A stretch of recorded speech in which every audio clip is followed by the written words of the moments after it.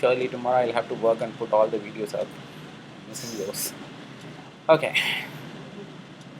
So today's session, how to use a plugin. For the example, I have taken validation plugin. I mean, a plugin in jQuery in this case is an additional feature added to the base.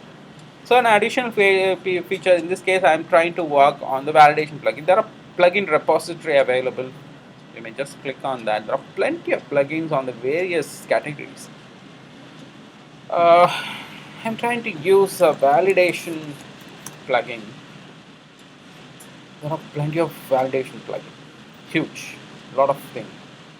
Form validation, jQuery validation, form validated. See, it's all community developed. A lot of developers are working, and some other feature is inspired others, and people are. If you know that, watchers, forks, branches. I mean, forking. I hope you know the certain convention in code repositories. If not, uh, there is a code repository where a certain developer or one single developer initiate a task, and when the features come out, a lot of developers join. They feel okay, this is a good software. Assuming jQuery started in that way. jQuery started by a community developers or some person, some people. They felt writing JavaScript and overcoming the browser restrictions very difficult.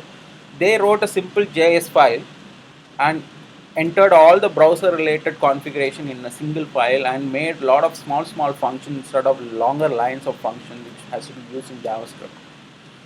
When they updated, shared through a public repository such as Subversion, Git, or Git is the latest edition, I mean, like previous days.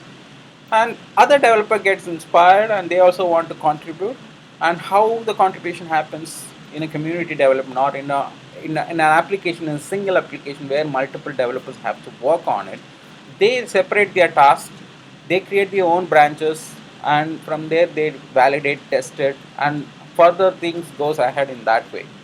So the number of forking mean you just take your pie and start your own development going ahead. This is how the development community proceeded, and of course we have a very large development base today in jQuery. In that, it looks like this is fine.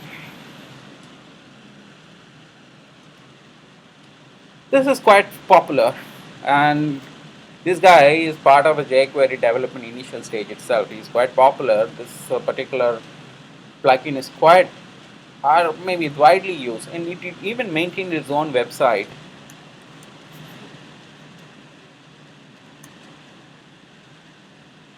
The same plugin.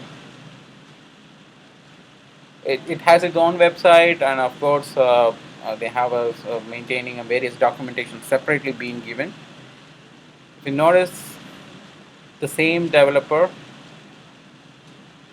here, so you can straight away go ahead and download the additional file, jQuery plugin. Remember, since it's open source, you may have more than one file, which essentially the base file, minified version, development version we are going to pick, which we feel we don't need to modify. Of course, source version also would be available.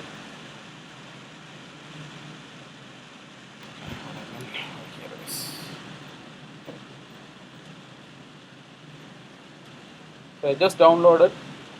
Let me extract, and I have bunch of file, source also available. For testing purpose, they have a lot of things. Or this is the one I'm pretty interested, distribution copy, and I'm just going to keep this file for my further development. Okay. Before that, let us create a project.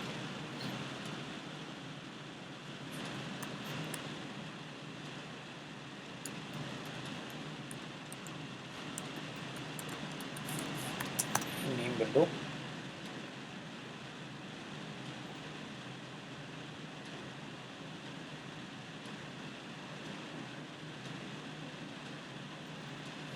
And the rules same. We still need the base JavaScript file because the plugins are additional features. We really need to have the base files also included. So let me copy them. For that, let me bring this one.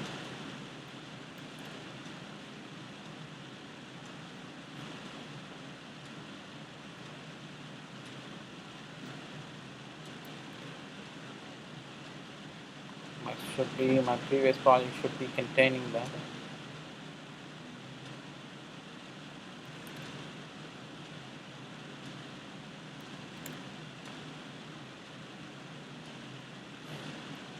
So we do have jQuery, the base jQuery which we downloaded, and the additional validation plugin. This example, I'm not really going to worry about the design. My intention is to validate the fields again. So let me create a minimalistic design.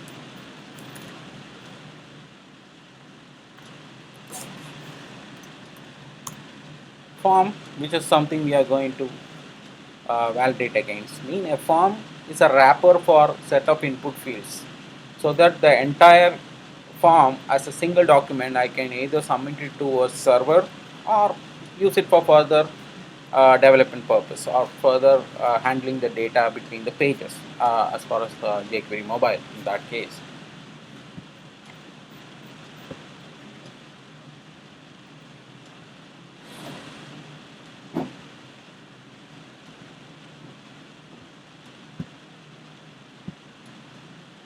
Okay. Before that, the form also a couple of things. I don't remember I explained that, but if you know it already, couple of attributes we often use: action, method.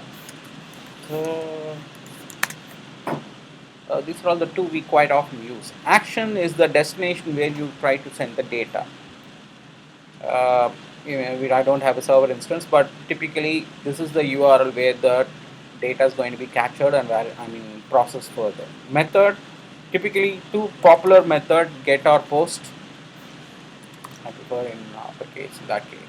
Get or post. The difference we somehow know already. Probably I have something an explanation about HTTP how it works in a separate session. But get and post, in our understanding, get send the data through the URL itself, whereas the post handled little securely. It adds the information in the header instead of the URL. But both does the similar work. Let's keep the simple form.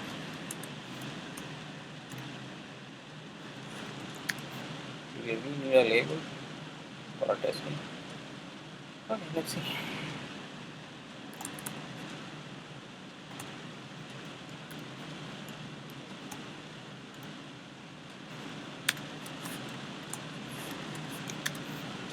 Text ID name.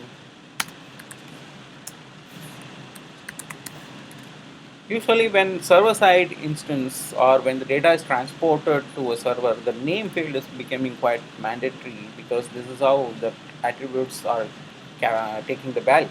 Whereas ID is important where we can capture or identify the document object model in using JavaScript. So I would recommend keep both.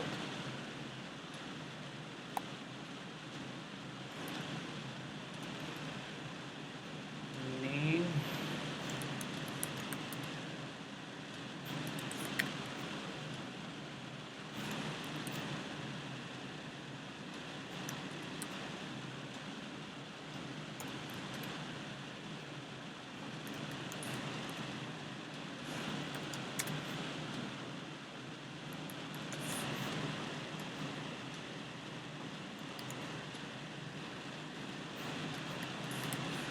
These are all the different fields we often use for different purposes. It has different data types to be entered.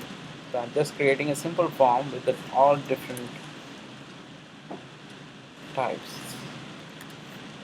HTML5 adds a lot of meaningful types here. Remember, we have email, number, password. In fact, even instead of number, telephone also we have tel. There are plenty of things, but let me keep it as a number to start with.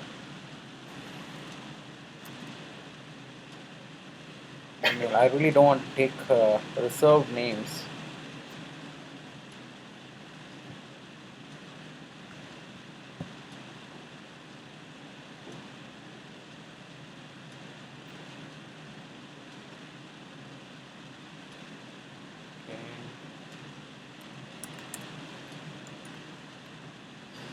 My try to avoid the already reserved words. In fact, that's the reason I gave a F name. instead of, because the name is an attribute name, email is an attribute value, you don't want to confuse that. Phone seems to be it's not being taken out. Okay, so now this, what else we have? One more input field. Finally, this field is going to work as a button, submit button. It could be a normal button as well.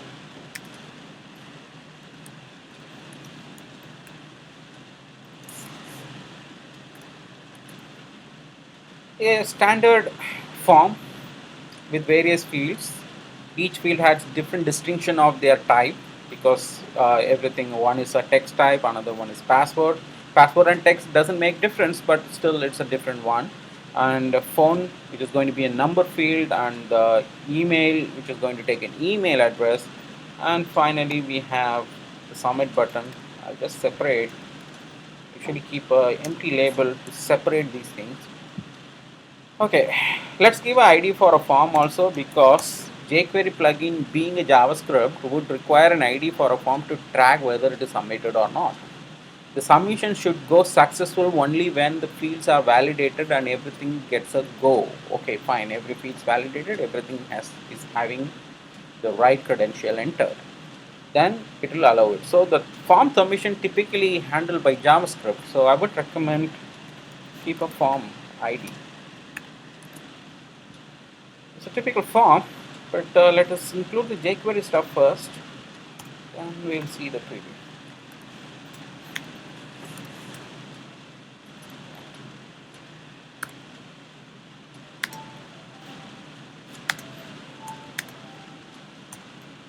That's really bad.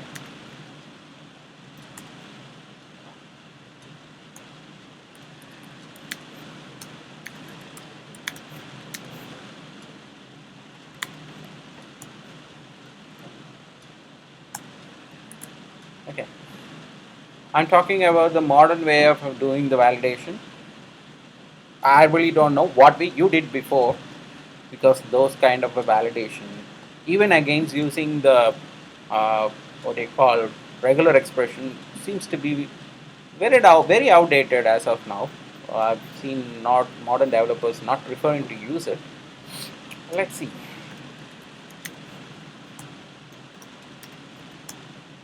I need to do a couple of things. So primarily I need to know whether the document is ready. This is the one we always keep to identify whether the DOM is ready, so that the JavaScript can start taking control. So when you when you assume, okay, the DOM is ready or the document is ready, make sure you register your form. What's a form?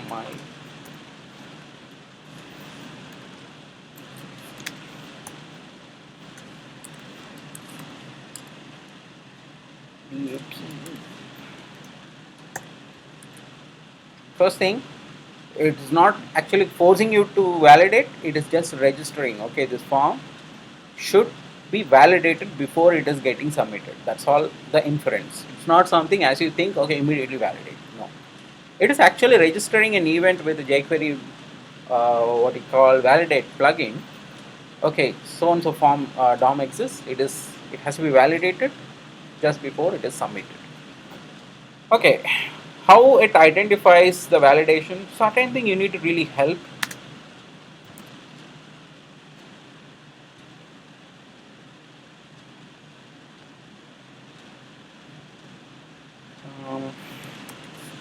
Require. This is what I was talking about.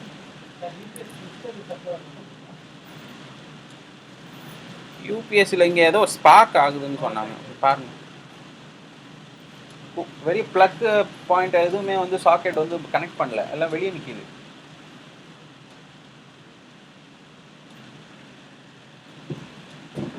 Okay, this way also you can make a field mandatory, like let me make everything is a required one.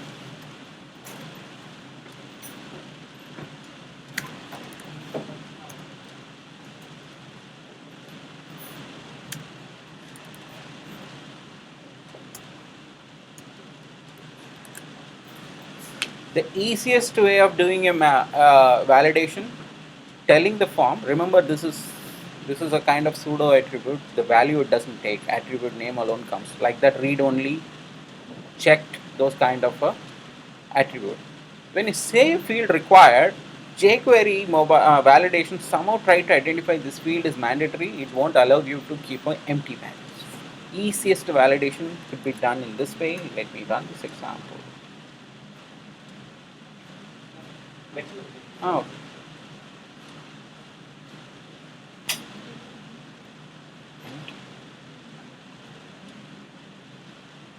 so this is the design I did. Uh, okay, at least I press submit. What really happened, if you notice that this field is required, this field is required, something in added, but let me refresh. Better we could have kept it in a each one in a single line, but let's redo it. So it's not submitting. If I do not keep this required,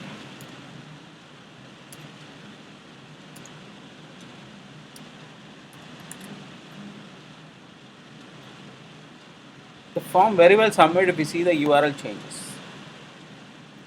Mean the form is getting submitted, the data has been sent, the page refreshed, which we could not identify because the same page it got submitted. We should prevent this operation until we have all the fields entered with the right type of data. So that's what the jQuery mobile by default is doing. It just register a particular form to be validated the moment document ready is added, and then it checks for any mandatory field. I'm not explicitly giving any information to jQuery form validator, but at least it will try to see is there any required field or attribute is present. So I'm just going to keep this alone a required, and then see only this one alone been alerted. If I enter this one, disappears and form submits automatically. So this is the very easiest way of keeping a mandatory field, but it has its own limitation. As we know, it only checks the field is empty or not. It is not even checking the type of data which is entered, because let me put it.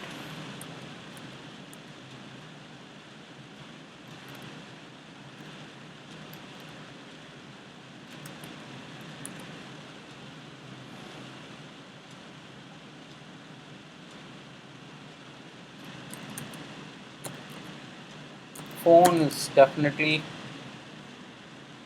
my number.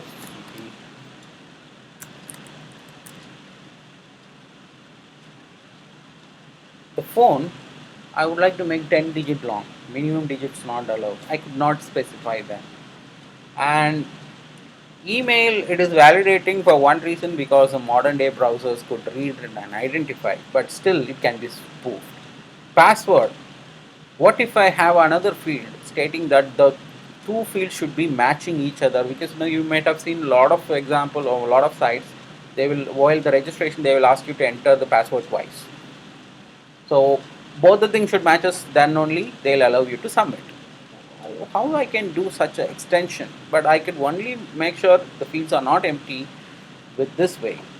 And of course, jQuery mobile pretty extendable. Sorry, jQuery validation is pretty extendable. We are going to do the other way of handling the validation. In this case, I'm not going to define anything here.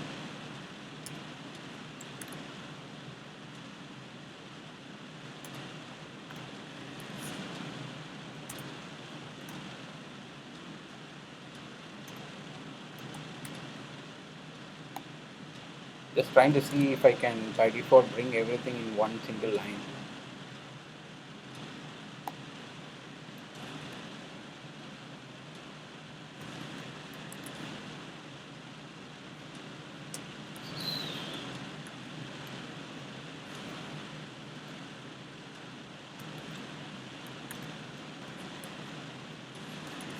Field set is a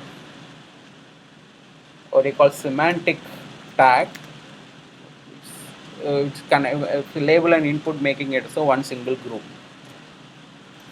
Or div tag will also do the same task. You can even keep a plain div tag and give the same feature. I'm trying to make just little organized, but designing is not my concern at this point. But still, I'm trying to see everything is properly aligned.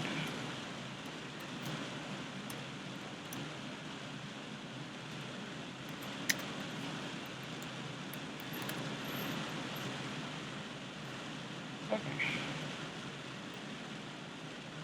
I removed all required stuff. Okay. At least we'll see what exactly is going to be shown here. I'm going to extend the features now.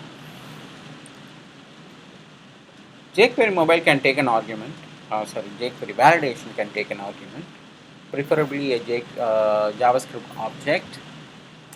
A JavaScript object, minimum two things needed, or two attribute name needed. One is rules, that's also an object. Another one, messages. You see the order? Validate, expects an object, curly braces. The object in turn has two attribute names. One is rules, the value is going to be still another object. The messages, and that's also going to be an object. So let us extend them. Each object having an attribute name, nothing but the ID of your field. Sorry, this one. And in turn it has one more object. There you can define whether it is required, set it to true. You can even say min length, minimum length 5. You are defining a rule for a field ID f name, saying that that field is mandatory, required, and should at least have a 5 characters or 5 letters minimum, so that it could be validated. But what is the message you'd like to display if at all this condition does not meet? So that comes in the message category. The same thing, but by this time we should have a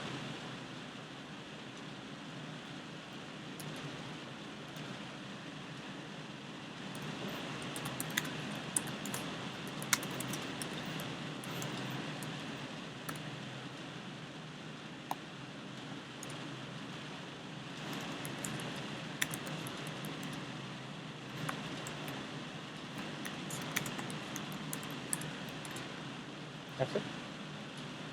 First part is the rule, second part is the message.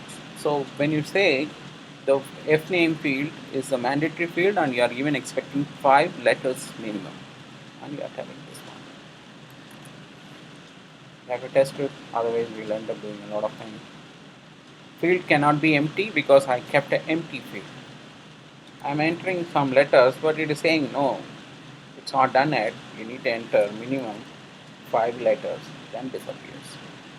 So the form will be successfully submitted because the form submit looks like it's working. So the point here is the jQuery validate by default keeps an object as a what I call argument, and it has two arguments, two separate divisions as you see, and rules and messages. Rules in turn contain various objects. Each object is nothing but the name of or ID of your form field and its condition or rules, and this particular part the required information or required messages to be shown. Like that I can extend further. What is that? Password.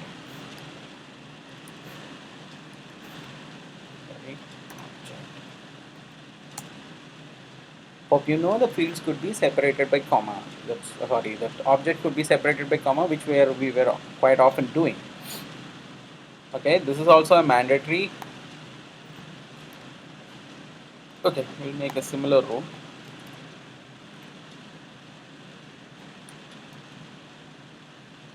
Say 8 letters.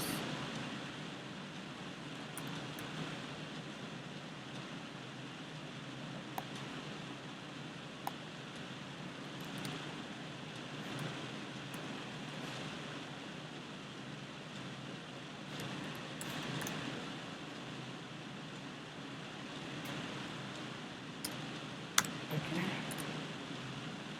this is fine. Let us expand everything, then we'll come back.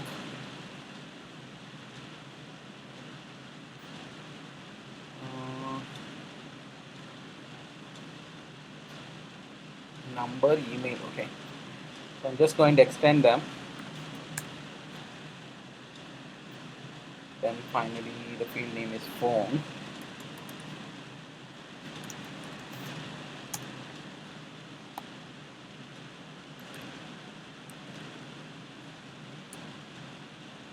Usually phones consider 10 digit. And one more thing, you have set the value number set. Should be number always. Characters not allowed. So let's extend them.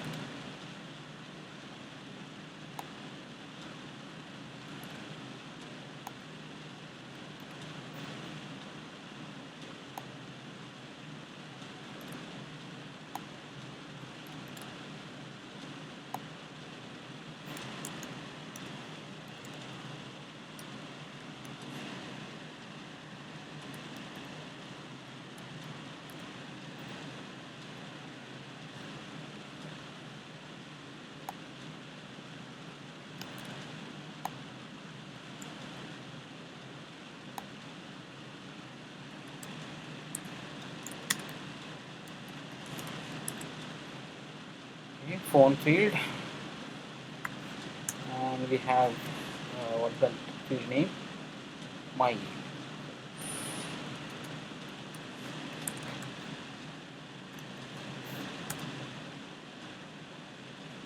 Same thing. Minimum length doesn't make sense for email. There is a email set to true. It automatically apply a regular expression for an email. So let's put that as well.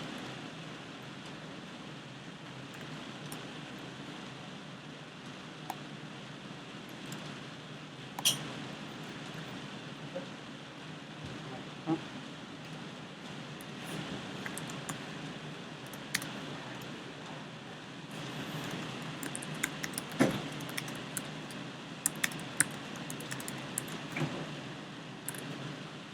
Okay. So we just extended and we added our custom messages stating that how the field has to be uh, validated against. First thing, let's keep everything enter. Field cannot be empty. This is why we know.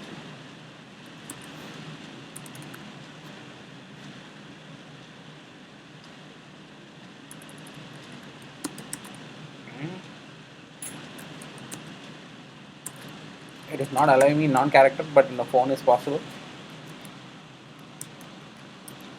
Minimum 10 digit, fine. And it is telling me valid email ID. It is going to keep until I enter at least one @ symbol and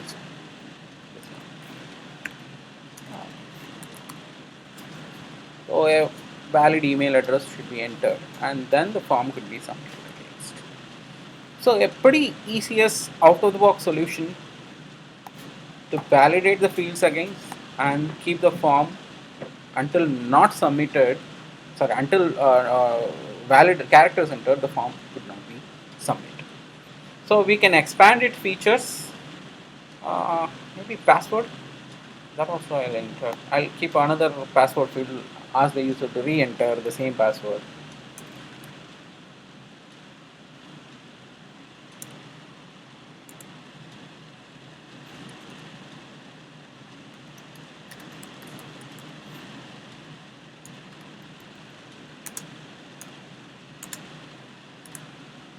I'm going to keep another field. So the same password has to be entered before validating. This also a nice flexible solution is available here.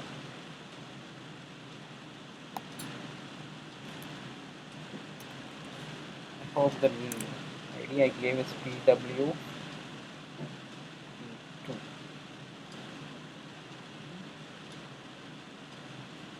Same role, or probably one more equal to tell it should be matching PWD, the ID of the form 1. It has to match with that, then only the form could be submitted. So you put the message for that,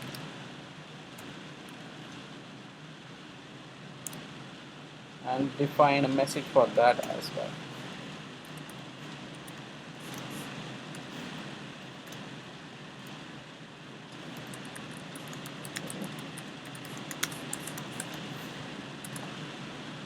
Okay, you define the information. Now,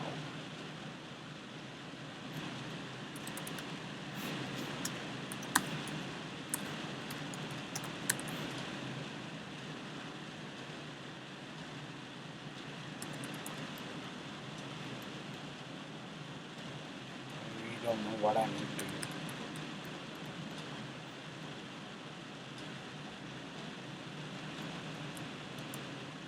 See, I entered some different password. It is complaining the password did not match with that. So let me enter the correct password.